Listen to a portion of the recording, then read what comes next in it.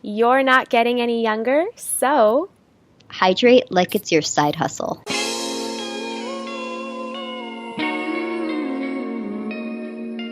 Hey you! Yes, you!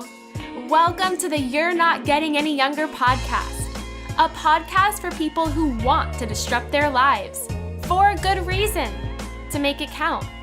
I'm your host, Jen Glantz, and every week I'll drop a new episode with stories from real people just like you, who woke up one morning and decided to make big changes, starting with small things.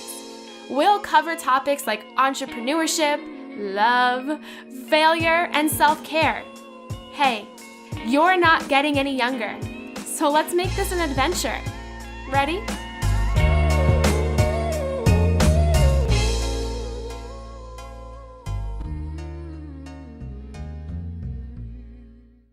Hey, any youngers. I'll be totally honest. This week was such a bum of a week for me, and this past Wednesday was the third meetup for the You're Not Getting Any Younger Facebook group in New York City, and I had to drag myself there. I wanted to make up every excuse in the book to cancel because I was feeling so low and tired, and I just didn't think that I could really show up. And somehow I brought myself there, and sitting beside 15 other people who are listeners of the show, some of them friends, some of them strangers, and just coming together in a circle and talking about the things that we just don't talk about with other people was so incredibly powerful.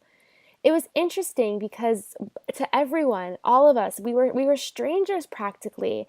And one of the things that I had the group do, and I know this sounds super childish and semi-lame, was I wanted everyone to go around and share their name and talk about the things that keep them up at night and things that break their heart and things they're scared of and things they just need help with, because those are the conversations that we need to start having with people.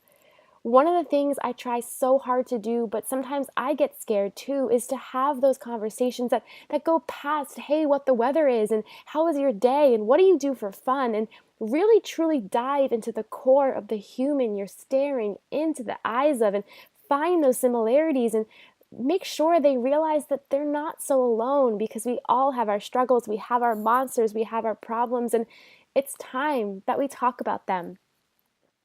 I just want to say a humongous thank you to the people who came out, because it reminded me that this podcast, sitting in front of a microphone and talking to it, is so lonely. And sometimes I think that there's nobody out there listening. And then you look into the eyes of the humans who do, and you realize how much what you say matters, and how amazing it is that there's a community around people who have a shared knowledge and a shared desire to make the most out of life. And I just want to tell you a little bit about the people who were there. There was Sydney, a friend from college who works at a nonprofit and is the most energetic person you will ever meet, especially on a Wednesday night. There's Ambreen, she's a lawyer, she just moved to New York from Toronto, and Jason, her husband, who's originally from California and brings the sunshine into any room. And of course, Adam, my boyfriend, the founder of Best Day Ever, LLC, and an entrepreneur who's always thinking of the latest and the greatest. And there's Charles, and he was the only other guy there, and he is a runner. He likes to run, and he's running another half marathon early next year. And there's Lila, she's a rock star. You can find her music on iTunes. And Sam, she has a blog called Occasionally I Match, and I love her Friday emails. And there's Lauren, and Lauren is a salsa dancer and a jewelry maker who's gonna mess up her life and live in a new city. And Brenda, who works for the financial gym, and she cares so much about people and their finances. There's Stephanie, who wore such a glittery skirt, and Stephanie does a lot of work in events. There's Hannah, who has her own babysitting and staffing company. And finally, this week's guest, Jessica Cording. She's a registered dietitian, health coach, and writer with a passion for helping people streamline their wellness routine and enjoy a balanced relationship with food and exercise. Fun fact about Jess, she eats chocolate every single night, and her advice on this episode is all about how to get through the holidays without stressing out about what you're eating, and also the importance of journaling every single day. I have a feeling you're going to love this episode. And as always, if you do, make sure you subscribe, rate, and review on iTunes. It helps so much. And please, please, please, please, come hang out with us in the secret You're Not Getting Any Younger Facebook group. I truly hope to see you there. Jess, thank you so much for coming on the show. Thanks for having me. Of course, it's so great to have you back on. The last time you were on, you gave such good advice on helping people figure out quick meals to make and also staying healthy while they're on the go. But this time, I have a different set of questions for you. We are currently in the season where there's a lot of delicious food, so much temptation, and I find that to be such a battle because a part of me wants to splurge and have 5 pieces of pie, and then a part of me feels really guilty after, and I see my body just completely reacting like it's so mad at me. So, what advice do you have for eating during this holiday time of the year? So I always find it helpful to know what your priorities are and know which indulgences are worth it to you. That helps you know what to make room for. Because I don't know about you, I don't want to be sitting there eating things that I don't love just because they're quote unquote healthy, and then completely deny myself the stuff that I really want to have. I find that when we do that, we continue to fixate on that thing. And then we just end up overdoing it on, other things that we are trying to satisfy ourselves with that aren't what we want. So I think that this time of year, knowing what things you most look forward to, it gives you a starting place for knowing how to make space for that. So true, but I honestly find that my problem is I think I know. I'm like, okay, this time of year, I love specific kind of cake. I love different kind of pie. But then I go to a party or I go out to dinner and there's just so much temptation in front of my face. And I think to myself, 'tis the season, just dive right in. Is there any kind of trick, maybe mentally or even just filling yourself up before going to parties or events that helps you not just binge eat everything in front of you because you feel like you should or you can or you think you want to? Oh my gosh, yeah, where to start? So I would say tip number one, don't show up starving. I'm a big supporter of having a snack before you go, especially if you plan on drinking. It doesn't have to be anything elaborate, but I do find that having something balanced, such as something that will provide a little protein, maybe some complex carbs, it helps you keeps your blood sugar stable, so you're not going to get ravenous. And if you do have an alcoholic drink, it's not going to hit your bloodstream really quickly and cause you to get a little bit tipsy a little more quickly than you might normally.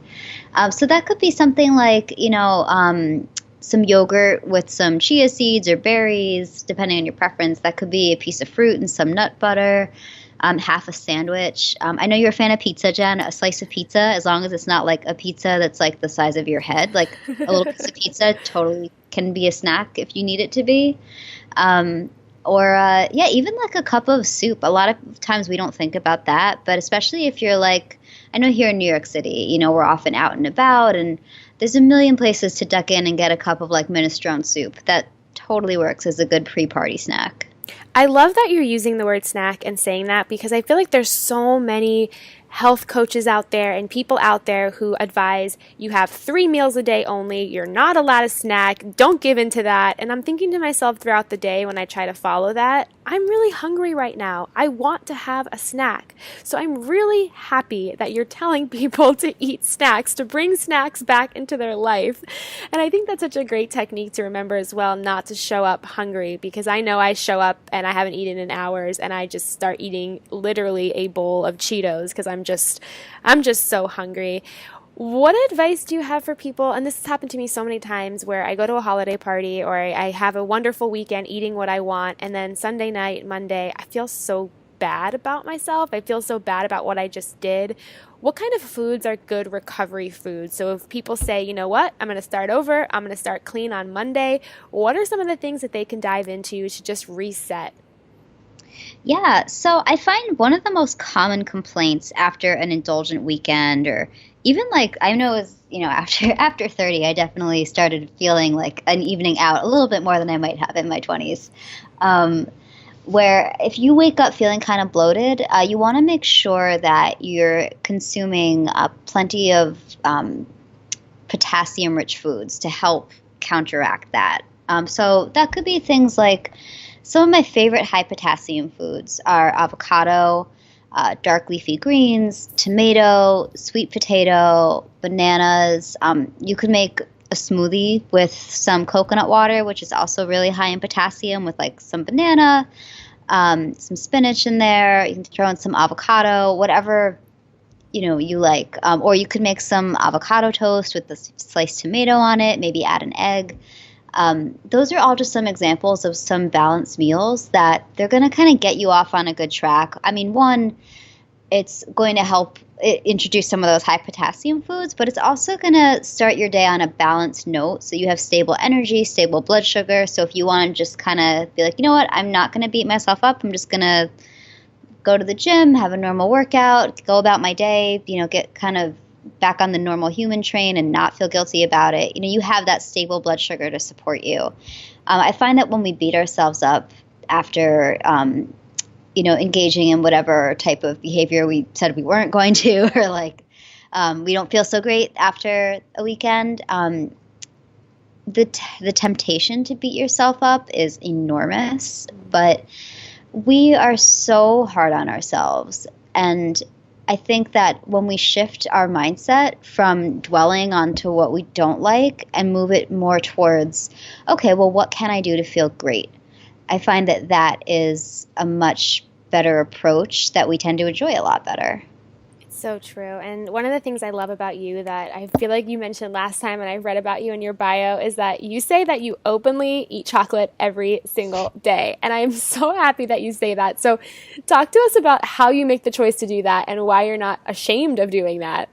Oh my gosh. Yeah. I mean, number one, chocolate has legit health benefits. The dose, does factor in. You can't eat like 3 chocolate bars a day. I mean, it would kind of lose the specialness appeal, I think, if you did. But yeah, I love a piece of dark chocolate. It's just something I've always enjoyed, and I feel like it's just a really nice. I often will have it like at the end of the day. It's just that with like a cup of tea as I'm doing my evening journaling check-in, and it's just such a nice little ritual. And I buy my favorite types of chocolate, or I'll try different ones, and it's sort of just a nice little treat in the day. And I find that chocolate is one of those foods that it has all these health benefits like antioxidants and different powerful compounds that help support our health and wellness in really cool ways. And just having that nice little moment is so great. But yet, like anything else pleasurable in our society, we just are like, oh, it feels good. It must be bad and horrible, and I should feel guilty about it. So true. And I think just even hearing someone like you say that and be open and honest about that just reminds people that you can have a little bit of what you want. There's nothing wrong with that. Everything in moderation. And I really like how you talk about journaling. And I recently saw a picture, I think on Facebook, of a bunch of journals that you've had for so many years. Yes. And it's so great. And one of the things I'm really trying hard to work on that I fail miserably at is being mindful and being in the moment and controlling myself. So what kind of things are you journaling about when you close up at night, you have your tea, you have your chocolate? What kind of things are you writing in that journal? Yeah, so I've gone through different phases with the types of journaling I do over the years, and I've been journaling since I was like 9 years old, probably, which is really nerdy. But where I'm at right now is every night I write down something I appreciate myself for, just something from that day. Often for me, it's like being proud of how I handled myself in an emotionally challenging situation. I also will write down sometimes. A few things that went well that day. That's a newer one for me. I found that sometimes I need that little boost to be like, oh no, you know what? These are some things that went really well today. Like, don't dwell on the stuff that didn't go well.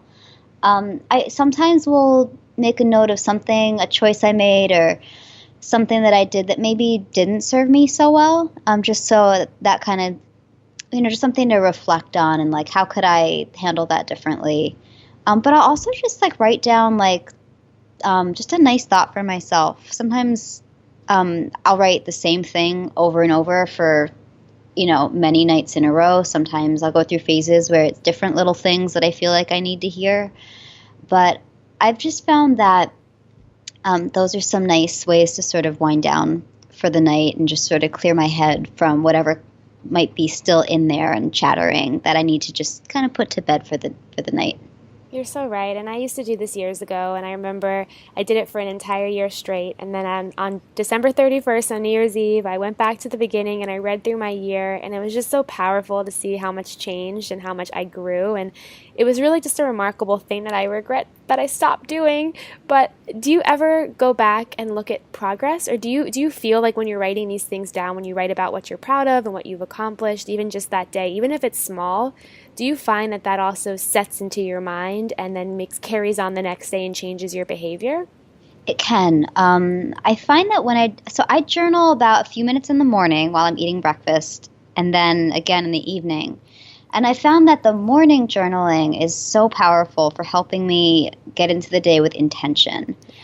That's huge for me. And then I find that I struggle a lot with like if I'm going to be anxious, it tends to creep up in the evening where like all the stuff that I've sort of kept down all night or all day, that's when it sneaks up on me and it's like very loud. So I found that the nighttime is a good time for my journaling to serve as a declutter so to speak. But the morning is when it really is like, I feel like that's where the magic happens for me with setting intentions, or if I'm writing down the dream I had the night before, like that's when I'll kind of get messages that I might not have thought about that way otherwise.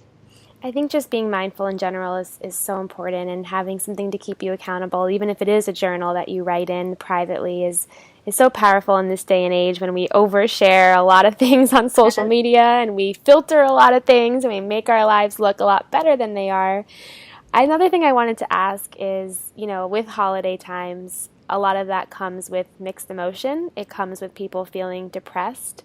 It comes with people just having a shift in mood, which also changes eating habits. I know that sometimes when I get really, really depressed or I'm, having a ton of anxiety, I physically can't eat. And I know I've heard people say this to me all the time, I can't eat. There's no way I could eat. And I felt that. And it's a scary feeling because you can't even put something in your mouth. That's how, sort of sick you feel internally. So do you have advice for people who are going through a really tough time dealing with either seasonal depression, holiday depression, or just depression and anxiety in general, and find that their normal eating habits have just gone to shit? Yeah, so I will give you some practical tips in a sec, but the number one thing I tell my clients who are feeling that way is to give yourself some grace and some space. And by that, I mean, we are so hard on ourselves. I know I keep saying that, but I think that acknowledging that you're having a tough time and that you need a little extra TLC is a really important step. And whether you are getting that TLC from yourself or you are able to ask for it and receive it from other people in your life, I think those are both really important things.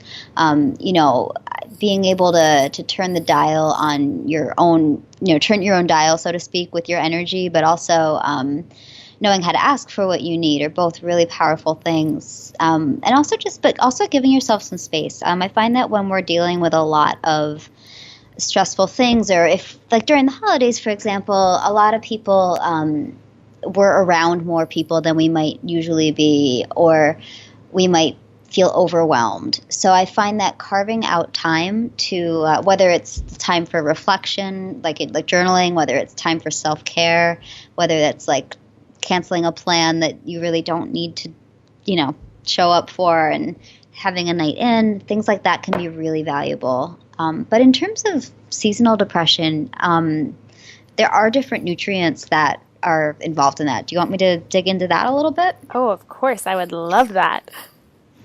Yeah, I will say this is one of my favorite topics, but I first became interested in it because I went through it too.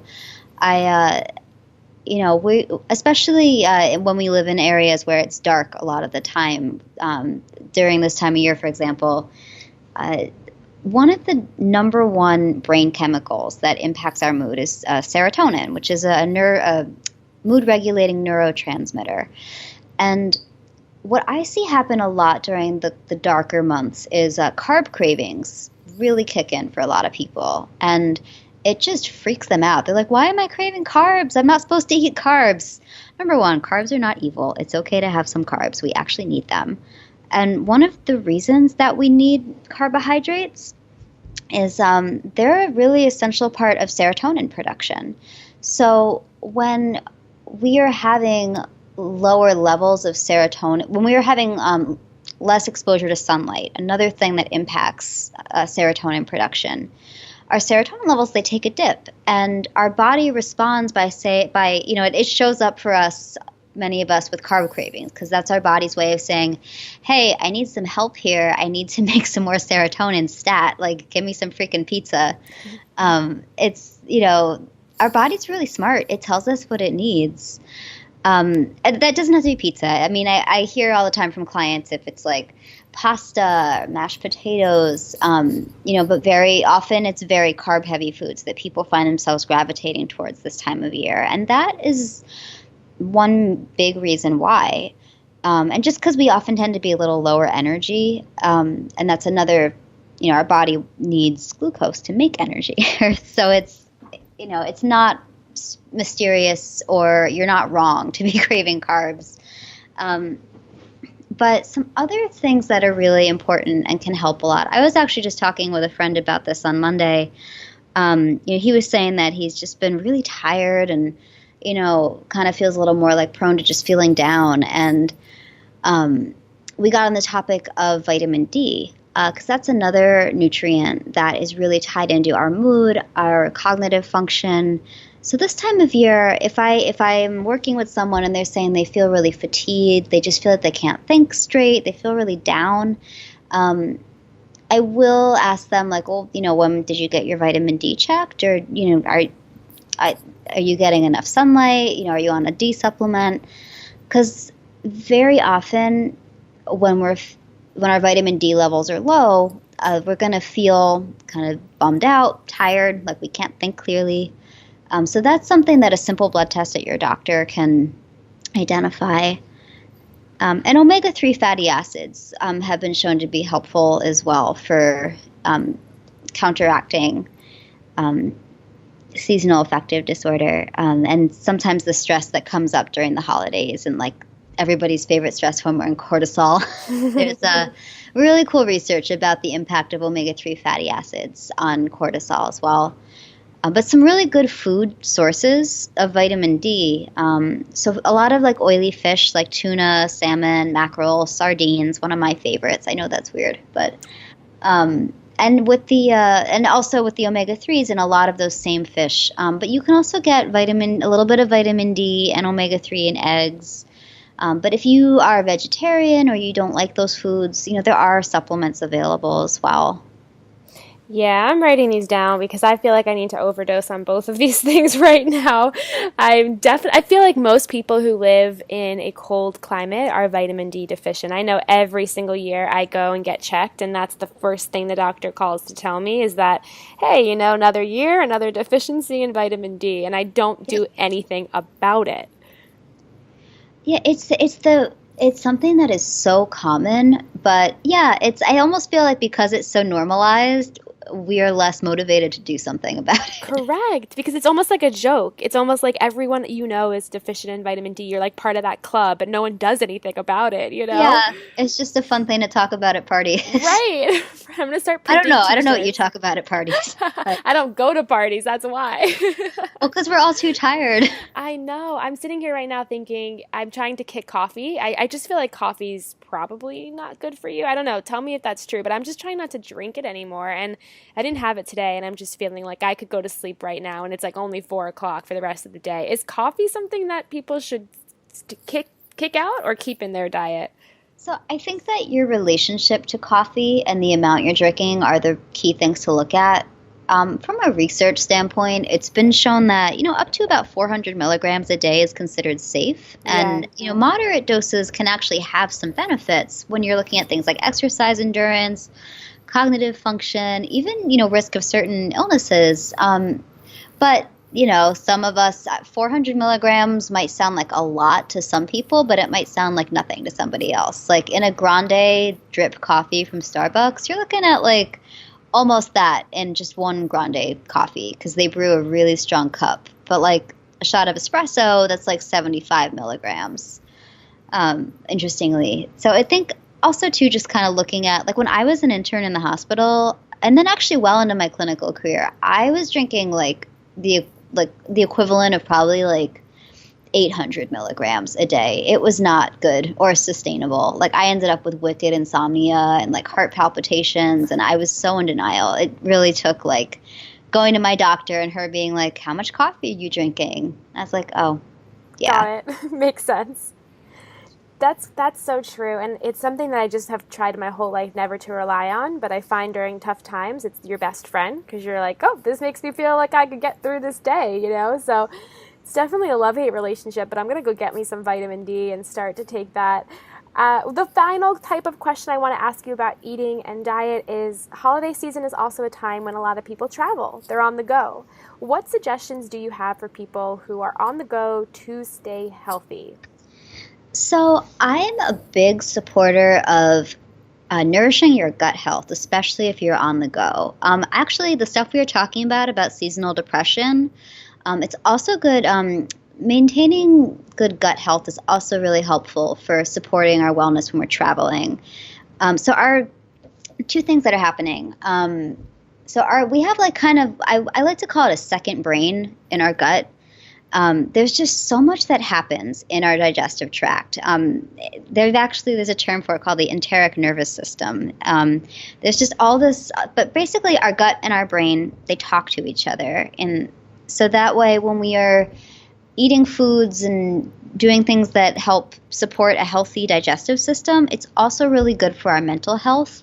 And it's also very good for our immune system function because so much of our immune function originates in the gut. It's really cool stuff. But I recommend often to my clients, because when we're traveling, one of the number one things that people experience, which is so annoying, and I know it's like always awkward to talk about bathroom stuff, but constipation comes up a lot.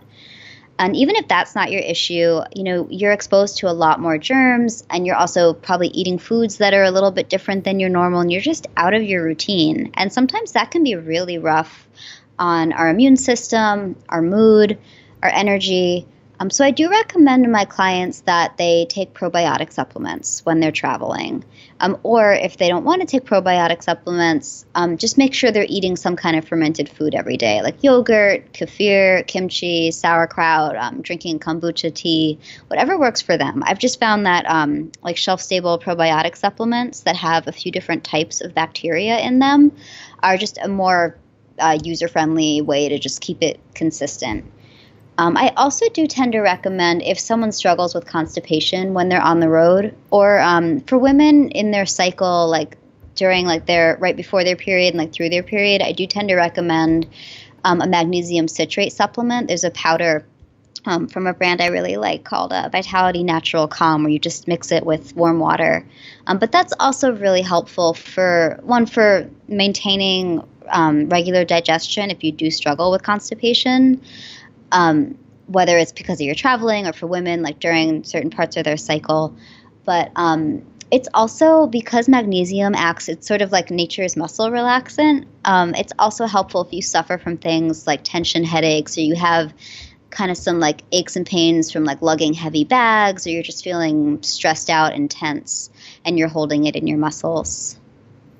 I need all of this. Seriously, I feel like every time I talk to you, I get a grocery list of things I have to get on Amazon because it's so interesting how so much of your mood, your bodily functions, everything stems from what you're eating, nutrients, lack of it, and how it could be quite easy to fix if you just have some of the right things. So, Jess, thank you so much for all of your advice. Before I let you go, since you've been on the show before and our wonderful listeners know about you, I'd love for you to share an update of what you're up to these days. Yeah, it's been quite a year. Oh my goodness, so many changes. But on the positive end of the spectrum, I'm still, my practice has been growing. It's been wonderful. I have a virtual private practice, and I love helping my clients simplify their routines and feel great and just calm around food and fitness. But I'm also working on a book. More details to come about that. But yeah, January 2020 it should be out there in the world. And I'm really excited to share more about that as it becomes available. Well, we can't wait to support you and have you back on the show next year to talk more about it. Tell our listeners where they can find out more about you, your coaching service, and stay up to date about the book. Yeah, so if you visit my website, jessicacordingnutrition.com, you can find out more about me and my services, the book as we reveal more. My blog's up there and you can sign up for my newsletter. But, I'd love to connect with you on Instagram. I'm just at Jess Cording. So I would love to connect with you, hear what you're working on, and how I can help. Wonderful. And we end all interviews with this final question. So please fill in the blank. You're not getting any younger, so hydrate like it's your side hustle.